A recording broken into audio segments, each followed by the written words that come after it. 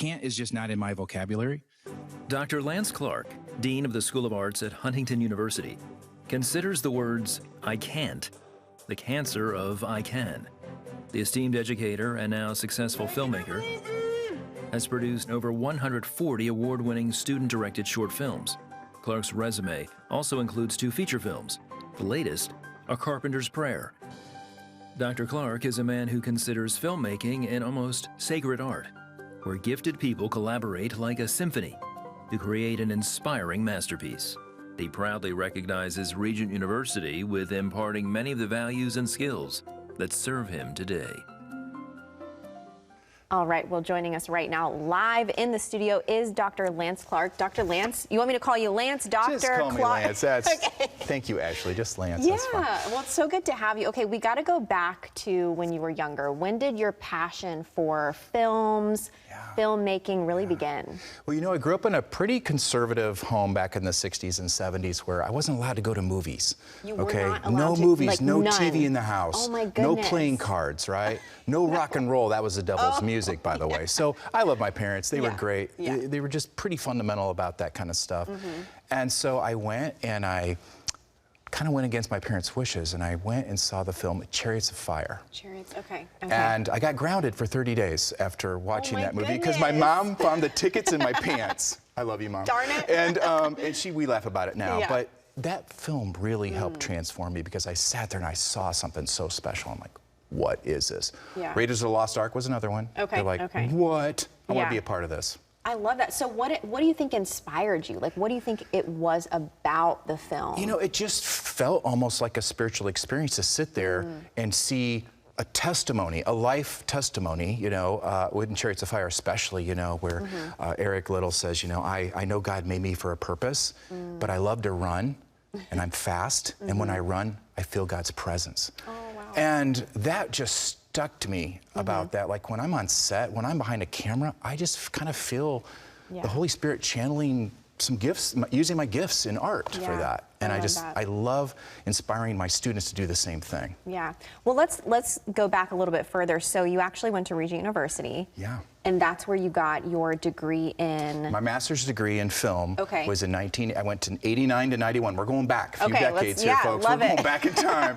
I actually started at CBN University and graduated from Regent University. It used to be called CBN University. Right in the middle, like 1990, they switched over. Yeah. And loved it. You know, I went to an undergraduate school at Huntington University where we didn't have film or anything like that. I knew in high school I wanted to do something in cinema. I didn't know how to do that. In college, it got cemented in my heart to do that. And then I started looking around for grad schools. Like, where's a Christian grad school? And there really wasn't a lot. But I heard so many good things about Regent, and I jumped in on it, and I loved it. It really taught me the fundamentals of storytelling and filmmaking that I needed, that really platformed me throughout the rest of my whole career. Well, how did you get to Huntington? It was Huntington College, now it's Huntington University. Huntington University, and you are the Dean of Art. Yeah, I think that's incredible. I think if you stick around a place for 30 years, they don't know what to do with you, so they just start platforming titles at you. Yeah. And no, I love it. I love administration, but I love doing. I love you know, I do love acting. I like performing a little bit, but mostly just like I wanted to break that model that those that can do and those that can't teach. I hate that, and I wanted to prove that we're active practitioners in what we do in the craft. And you, like, correct me if I'm wrong, did you create the film department that's at Huntington? Yeah, I was instrumental in forming the film department 2005, and I hired a couple of guys fresh out of the industry from VeggieTales, actually, to help start our animation side of our program. And I helped create the film. I also got my PhD from Regent in 2002, so I went back in 97 to 2002. And so 2005 we launched film. That's amazing. Yeah. I love that. Well, okay, we got to talk about your most recent film. Yeah, Carpenter's Prayer. Okay, so tell us like a little bit about the movie. A Carpenter's Prayer is my childhood story, actually. And when I was a kid, my parents were pastors, and they were called to unite these 4 little churches into one church. And it's a beautiful story about a community coming together because our carpenter ended up being this broken down, washed up, alcoholic person, a guy who struggled with addiction and everything. And the church had to make a decision: do we hire a broken man who's a good carpenter, and what could that do with the reputation of our church? And he wanted a second chance. His name was Glenn Frank. And Jeff Dernland plays a brilliant role for him in our film, A Carpenter's Prayer. You can find it on our carpentersprayer.com, shameless plug right there.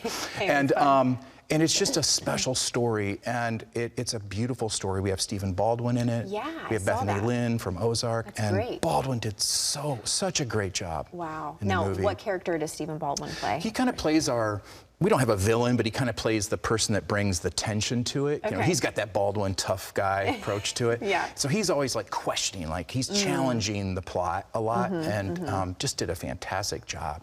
I love that. Well, I wanted to also ask you, this is your first film that is a SAG film, which is Screen Actors Guild. Yes. For those who don't know what that means and why that's a deal. That is a deal. Like, let's talk SAG about AFTRA, you know, when we brought Baldwin on and Bethany and Lynn, they were part of that Screen Actors Guild. So you have to adhere to the standards of the union, which meant every actor, if you said one line, Ashley, on my film, you had to get SAG rates at that point. Wow. So it increases your budget quite a bit, and all the paperwork and the logistics and all the rules that SAG brings. It's a thing. Believe me, it's a thing. But it has really helped us so much. I love that. And another cool thing about this film is a lot of the students. You love to incorporate the students at Huntington to be a part of all these projects. Talk about that. Yeah, writer-director Matt Webb co-teaches film with me, and we were brainstorming when COVID hit, like, what do we do now? How do we do this? And I said, why are we sending students to Hollywood to intern? Let's create a program here. And we prayed and fasted about it, and we're like, let's do a capstone program right here at Huntington University and bring the professionals in. So professionals come in all the key parts, all the key departments, and then our students intern underneath them, and they're hands-on. I love that. I wanted to also ask you, I mean, what is it like? I'm sure you do have a passion for helping the next generation, or else you wouldn't be doing what you're doing. Why is that so important? You know, we live in a visual world today. Think of all our social content that we consume. We're swiping right. We're all doom scrolling and watching images and all that kind of stuff. Those are stories. Those are little stories. And so it's the medium of storytelling. And I think it's a mission field for that. And it's telling, I love telling stories that are based on, you know, real situations if possible. You know, that hero's journey that God has really called us all on, you know, and Glenn was a person that didn't feel like he was good enough to go to church, right? And I want my students to have that same passion to tell stories about true life situations if they can. And if it's not, it's based on the truth that we find in scriptures. And be honest in those stories. You know, we live in a fallen world, you know, and so let's show how we can come through that fallenness and find the truth on the other end of that. And it doesn't mean it's always an overtly strong Christian narrative. I mean, A Carpenter's Prayer does have that. But a lot of our stories are like, you know, stories that just have great redemptive themes to it and are honest to God's truths. That's awesome. Well, the last question I got to ask you, what is next? What's on the horizon for you, for Huntington, the film school, all of that? So every other year, it's in our curriculum to make a feature film. And so we've done a second feature film already. It's called Patterns. We're not in distribution yet. We're seeking that. But next summer, Lord willing, I'll be directing our third feature film. It's called Overhill Manor. It's about a war veteran that meets a young man doing some community service, and they're in search of buried treasure. And it's got a great faith-based theme to it. And so in a couple years after that, 2027, we're looking at making a car movie based on a famous car that's out there. I can't tell you what it is right now, you know. But yeah, we're excited. And I would just ask people to pray for us, pray for what we're doing, because we are trying to make a difference in this sea of content, this sea of information. We're trying to be, you know, family-friendly, faith-friendly, life-affirming stories that really deal with real issues that are touching hearts. People that are seeing A Carpenter's Prayer are walking out of there going, wow, I'm so moved by that. So I'd love people to check it out if they can watch it online. That would be fantastic. Absolutely. Well, Lance, thank you so much for joining us today. It's been a pleasure talking with you, and thank you for all that you're doing. Thank you, Ashley. All right, everyone. Well, you can stream A Carpenter's Prayer on Roku, YouTube, Prime, and Apple TV. Make sure you guys check it out.